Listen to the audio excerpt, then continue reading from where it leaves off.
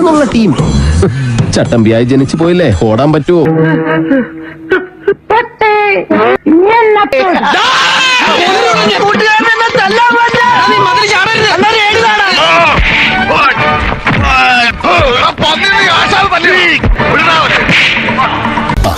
Cement കയ്യിലൊക്കെ തേച്ചേക്കാം.